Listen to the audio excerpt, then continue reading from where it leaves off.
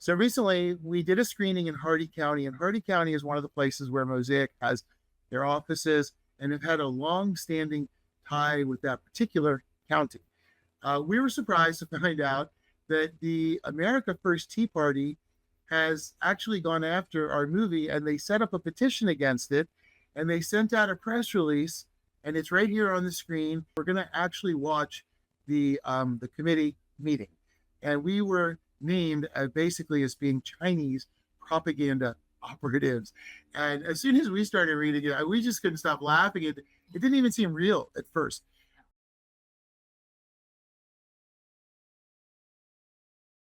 The House Natural Resources Subcommittee field hearing on critical minerals access. Now here we are. We're going to check out Mr. Steve Krim, who, can we go? There's Mr. Krim. Let's see what he has to say. I want to thank each and every one of you for standing up for America's agriculture, technology, and defense sectors by protecting the production of critical minerals. Common Sense America is an advocacy group dedicated to advancing common sense policy solutions for the challenges facing our country. Today, I'm here to urge Congress to take action to maximize the domestic production and development of critical minerals to reduce our dependence on China. According to the Pew Research Center, 67% of Americans, an overwhelming majority, understand China's threat to our very way of life. That's because China produces around 2/3 of the world's lithium and cobalt, and it's the source of nearly 60% of aluminum and 80% of polysilicon. These minerals are key to producing the cars, phones, lights, and other products we depend on every single day. Just 2 weeks ago, China restricted the export of gallium and germanium, which are used in the production of semiconductors, solar panels, and missile systems. The Wall Street Journal called this move more than just a trade salvo, but a warning to the United States. The realization that a foreign adversary can exert such control over the items we use daily is alarming. Yet the situation can escalate even further, potentially even impacting our food supply. According to the United States Geological Survey, China is the world's largest producer of phosphate, and Russia is fourth. Together, they produce almost 5 times the phosphate America produces. The second half of last year, China reduced the export of phosphate from 5.5 million tons to million tons, 45% decrease in exports over the same time the previous year. And that's why your work here today is so important. There is no doubt that China fears your ability to safeguard our critical minerals. It's why they've attempted to circumvent you by focusing their efforts on local communities across America, communities just like Goodyear. Their strategy is obvious: influence local governments to advance their own agenda. This fact became painfully clear in March when the Office of Director of National Intelligence released its annual threat assessment. It found that China was redoubling its efforts to build influence at the state and local level to shift U.S. policy in China's favor because of Beijing's belief that local officials are more pliable than their federal counterparts. It has become evident that China... Sorry, 1 second. I just want to say that, what he's saying right now is that the county commissioners are corrupt. It's really weird how we're about to take a leap to us, but right now they're admitting something without realizing it, I think. Well, and like that whole first part of what he was saying, like, first of all, the first thing that comes up in my mind is I want to now dig deeper into this alleged organization that he mentions, because you mentioned in the beginning of this that they had a very shady website.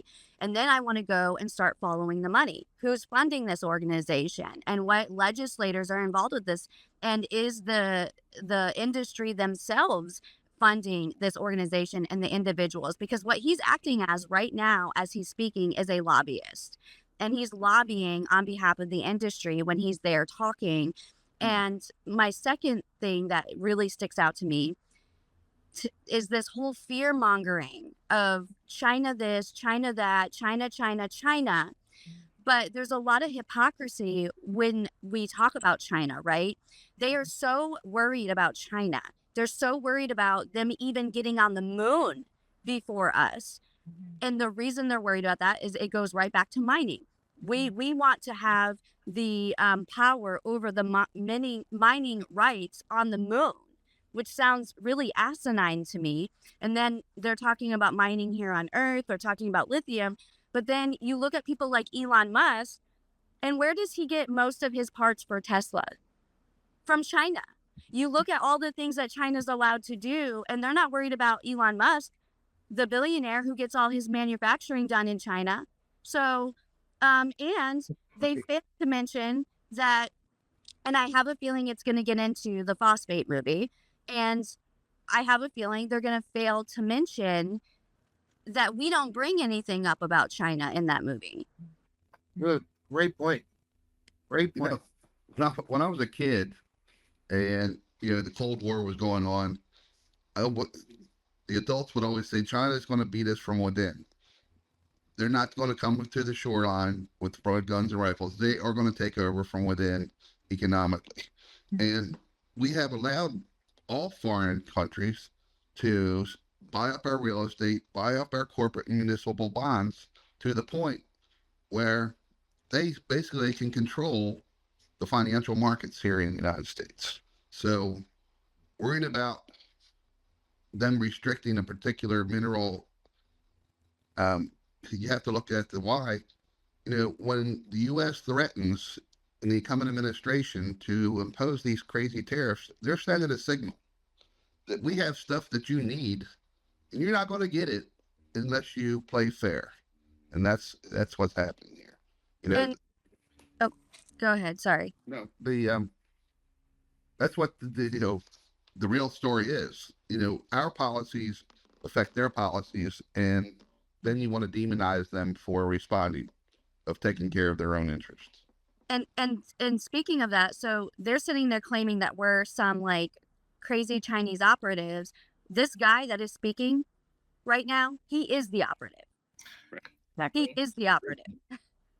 Great Exactly. point. Yeah, it's true. He's been paid to come in and, and yeah, he has a very specific point that he's been paid to come in and do. And, it does start with phosphate industry money. So, all right, well, let's see, Will utilize any method available to crazy them mess we get to into. infiltrate our local governments and communities. Case in point, a Hollywood production company controlled by a Chinese national, Cinema Libre Studios, produced a propaganda film It is not. about phosphate, a film that demonizes the critical mineral and was used as part of a larger influence campaign to encourage local government to support policies that ban phosphate mining. These documentaries are an example of how real and imminent the threat of Chinese infiltration and Can we stop that for a second? Yeah, of course. Yes, let's see. He said a couple things. First of all, he says these documentaries, but he only names one documentary very specifically. And it's very misleading in the fact that he's making it seem like this was specifically created to try to completely get rid of phosphate mining industry, and that has never once been stated in the movie. It was never stated at any of the community meetings we've had. In fact, a lot of these community meetings are hyper focused on advocacy, clean water, what's in your water, and how to resolve these issues and work side by side with the industries and even the workers and helping them with their occupational exposures. So to me, it's insane. So seeing that and knowing the truth and him bringing that up as an example, as a fear-mongering example, makes everything else he says in this entire subcommittee, to me, so irrelevant, because he loses credibility. Sorry, Carl. Go ahead. And in the collaboration of the Right to Clean Water ballot initiatives with phosphate to expose the harms to our waters that are being allowed by the permitting agencies in Tallahassee, our goal too is not to completely ban phosphate mining. In fact, the amendment specifically says that if an activity is in the best public interest, it is allowed to proceed to do some level of harm, but that level of harm must be done to the strictest standard to protect and prevent that harm. So there's no fear of the corporation, the mining industry, to fear these rights protections, because if they can prove that it's in the public interest, then it's pretty easy to say phosphate is necessary to some degree to our life and farming and communities, that the amendment would not restrict them. It would just require them to do it responsibly. And that's a great point, because that is all we want. I mean, this is a call from an environmental cancer's perspective. Stop doing this to us. And you have the ability to make the change, and that is really that's what the movie's about. It's amazing to me. I mean, we did an Indiegogo to raise money for the movie. We raised about $1,200, and that is the budget of the movie. We had that amount of money. We stayed in a place that had no electricity, ate some ramen. Like, we just roughed it. All the money had to go to water testing and everything that we could that would be important for the story, because the idea of letting this happen without speaking up is participating in allowing it to be. So, it's crazy to me that, first of all, he has no proof. Second of all, that they are my distributor, never were the producers. So automatically what he's saying is incorrect 100%. I shot the movie, I paid for the movie, I paid for the movie, and then eventually found a distributor that would be willing to stand up against a major corporation. And I like how he says this goes beyond just Hollywood. If anybody has watched this documentary, they know that we don't have Hollywood funds. I'm sorry. Right. If you look, it's so grassroots, and it is very boots on the ground, where you guys are filming in the field. You've got different perspectives. You've got simple drones. Like, this is something that anybody could have put together passionately to share their passion on the water quality issues, which is a big issue in Florida. Mm. And absolutely, and that was the idea. It was a cinema verite movie. Put people there with us. Just let's go see it firsthand. What's happening there? I had no idea what was happening. And when I started seeing everything, it was just astonishing, to see. So it really, that's the other thing. It's like they're saying that the cinema lead put the movie together as a propaganda piece, which would mean it would be scripted, which would mean all of you are Chinese actors, I guess, and it's insane to me that they would call, and all of you are such patriots, everybody in this movie in their own way, because they're fighting for nature and they're fighting for their state to be the best it can be. Everybody is a patriot. It's incredible. That's what to me is so inspiring about everybody that I've met and got to become friends with in Florida. So it's a big slap in the face to everybody. And there are Democrats and Republicans in this movie. It's not about your political party. It's about what you care about. And that goes beyond politics. Politics may be trying to find a way to solve it, but unless we have open conversations on both sides, there is no solution. So to me, it's a dividing tool that this guy is trying to provide, and say that, let's just ignore this conversation and let's suppress this conversation. But I think it's a really unfair thing for them to characterize everybody in this movie that way. In our advocacy work, we still operate on the assumption that we try to bring change through a democratic process, when in fact, and where the majority voice matters. Now, we are a loud minority, but trying to bring a majority loud voice, but the majority voice really no longer matters, because our democracy has been replaced by this corporate oligarchy that pays the players to change the rules that they want to play by. So we are up against a massive effort to bring effective change through the political framework. And this is where rights protections, creating the highest level of law, is the path forward to bringing effective change expediently. Absolutely, because as we're seeing, they are actively working against it. By the way, this happened in 2022. Is that right? This No, it was 2023, July. So yeah, just doing a little research on Mr. Krim. He's actually the one that originated all of this. Through compensation America. So it's really interesting to see his rhetoric and what he's trying to do. It's pretty clear what what he's trying to do, and trying the lies he's spreading. But unfortunately, this is testimony in a subcommittee hearing. So this is put on record, and this is the problem.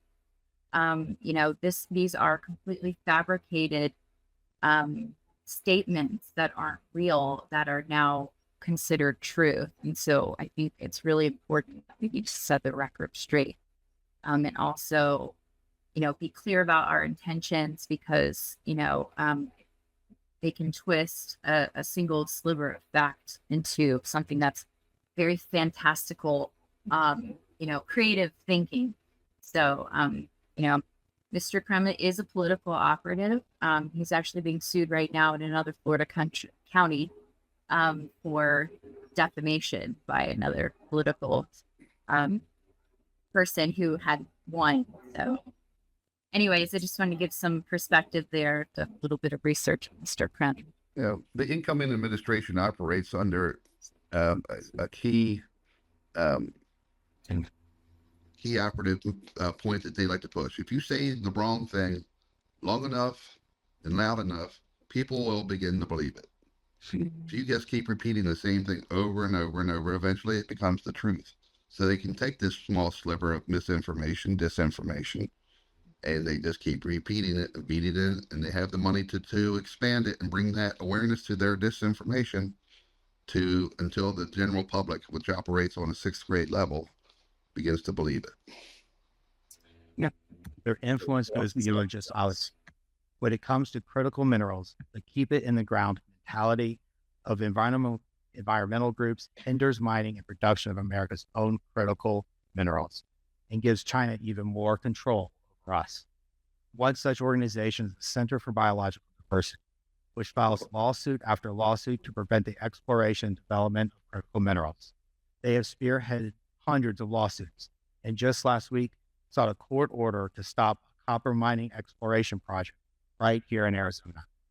Their lawsuits have created endless barriers for our nation's companies and even our federal, state, and local permitting agencies to conduct the important business that leads to American self-reliance. Leveraging the Endangered Species Act, this organization can recover attorney fees, often paid for by taxpayers. This practice places an undue financial burden on taxpayers, diverts resources away from essential government programs, and harms America's independence. Worst of all, it aligns with the Office of the Director of National Intelligence warnings and shifts U.S. policy in China's favor, advancing common sense policy solutions such as designating phosphate as a critical mineral, implementing measures to curtail foreign influence, and ending the recovery of attorney's fees and frivolous lawsuits. We can safeguard our nation's food supply and promote the common sense policies our citizens deserve. Let us work together to ensure a self-reliant and resilient America. I extend my heartfelt appreciation for you all for conducting.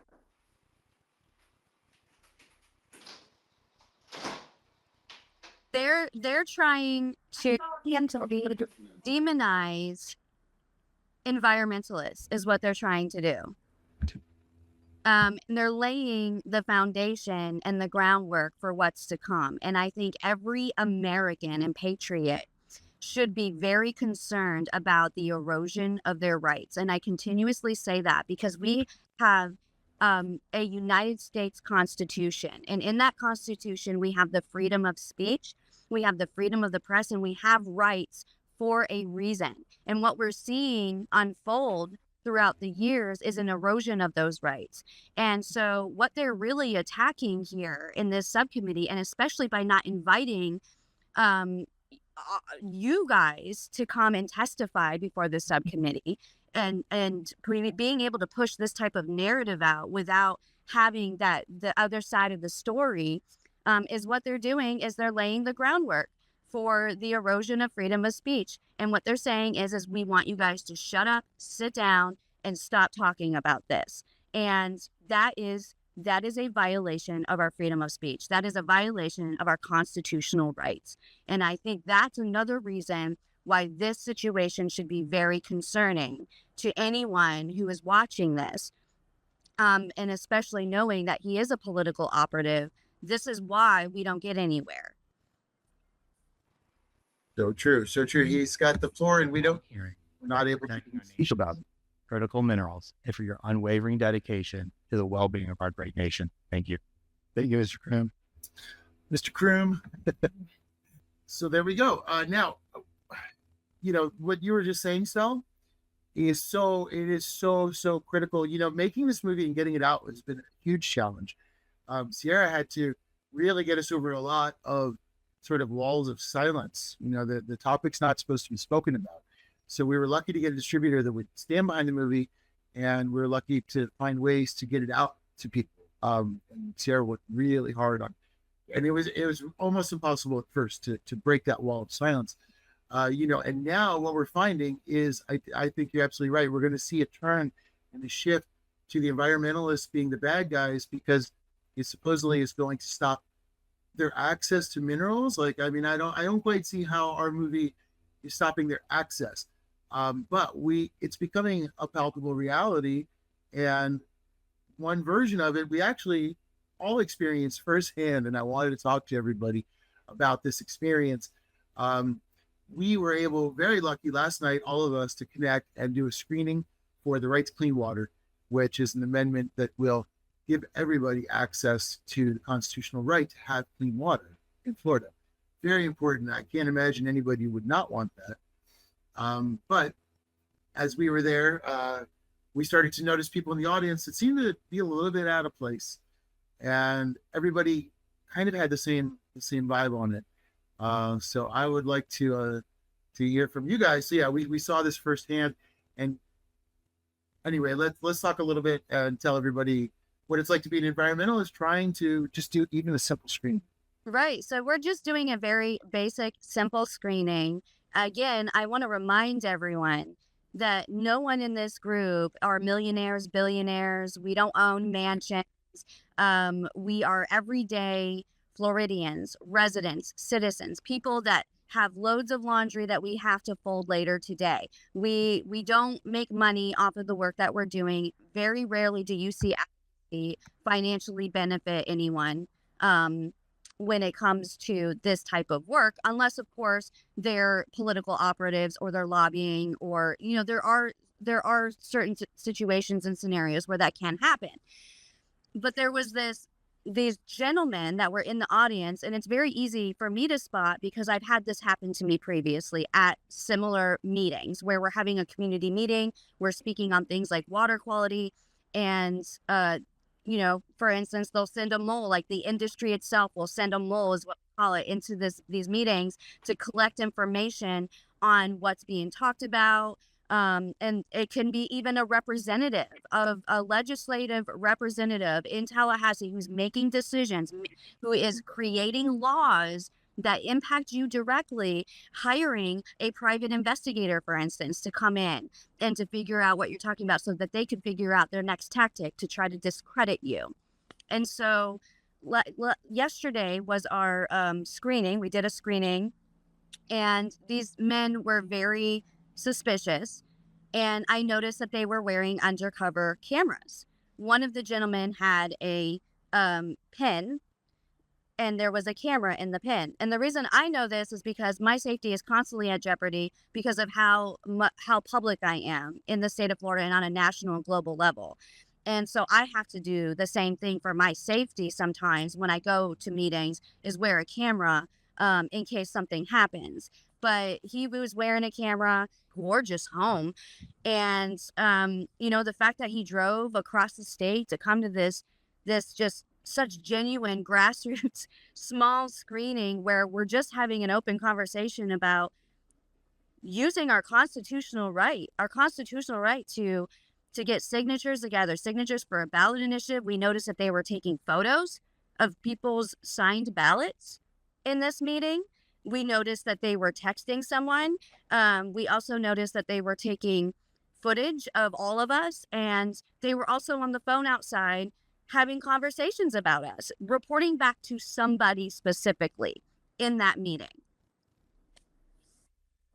Great. That's right. I one of my favorite moments, as soon as everything ended, the Q&A ended, I went up and introduced myself right away. Hey, I'm Erik. Nice to meet you. And wanted to talk to them. And then they kind of told me one particular story. And then I saw you guys were able to talk to him. And I was kind of curious how those conversations went. I did hear Stel go, "Is that a camera?"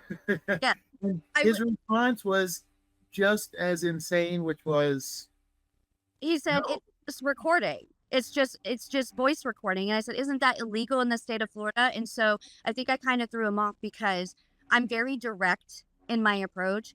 And I also am very protective of the people that are in that room, because I feel like they're the threat.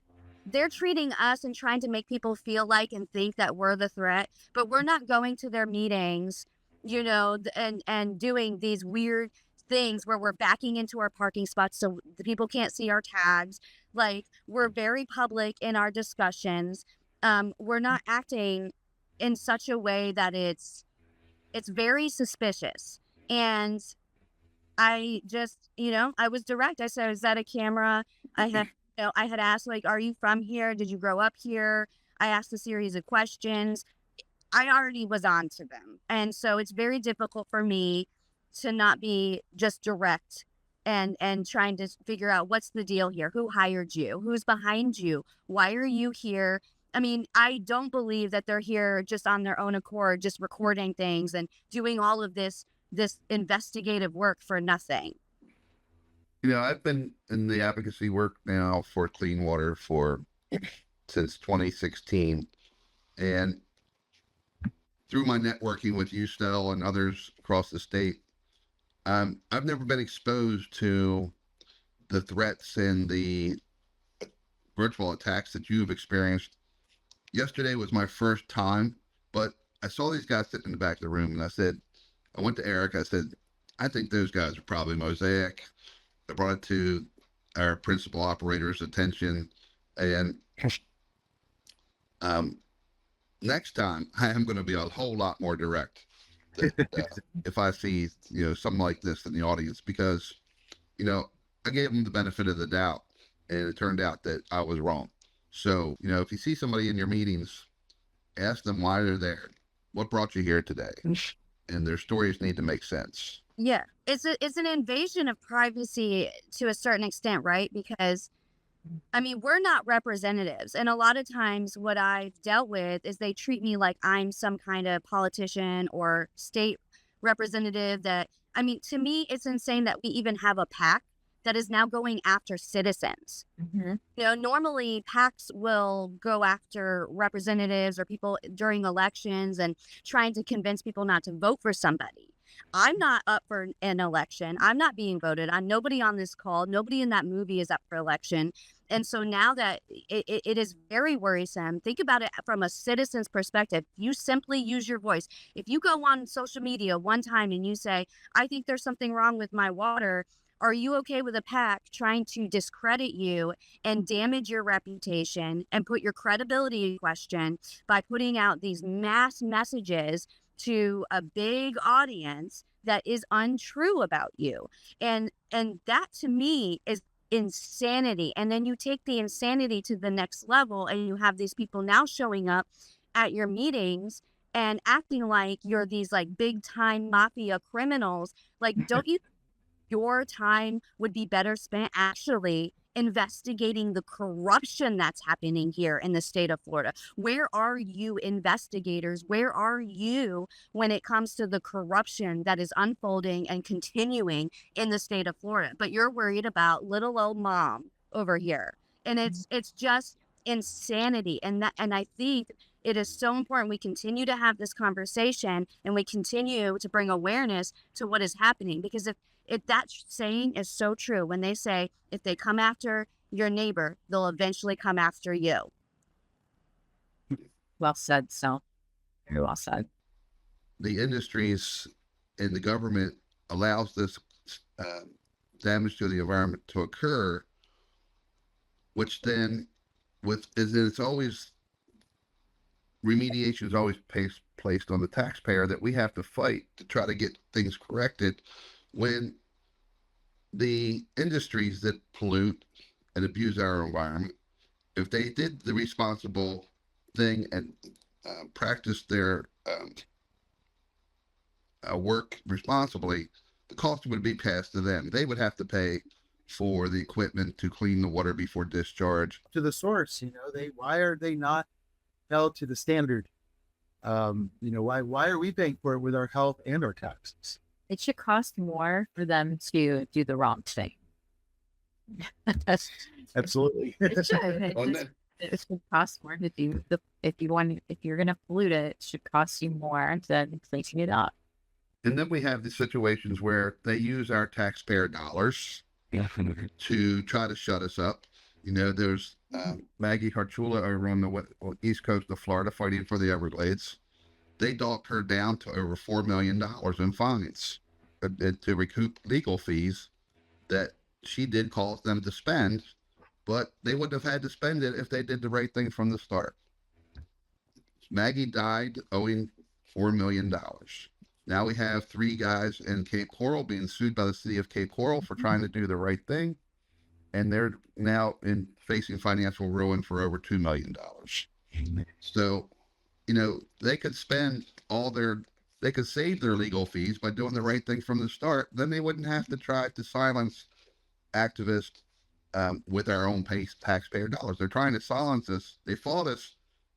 They had to defend the issuance of a bad permit, and then they're going to sue us with our own taxpayer dollars. They're the abusers of the taxpayer dollars. And it's interesting because all 3 of us have probably attracted the attention. This is, again, the war on environmentalism, and we're all seeing it manifested. Stel has been through the ringer in her area, in her area. Karl, I think you guys are, I'm sure, about to face some advocacy from local government, or perhaps DeSantis or the governor, because you're putting in an amendment that would really, really restrict and demand the responsibility of these companies, which is all we want. And then we, of course, are working on Phosfate, a few other movies, and have been a bit under the microscope. So the interesting thing to me is we don't know who those guys were there to look after. Time will tell what happens next in this war on environmentalism, that it's an honor to serve with you all, because this is it. I mean, this means we're making an impact. If those guys are showing up, that means we're making an impact, and we have to continue what we're doing.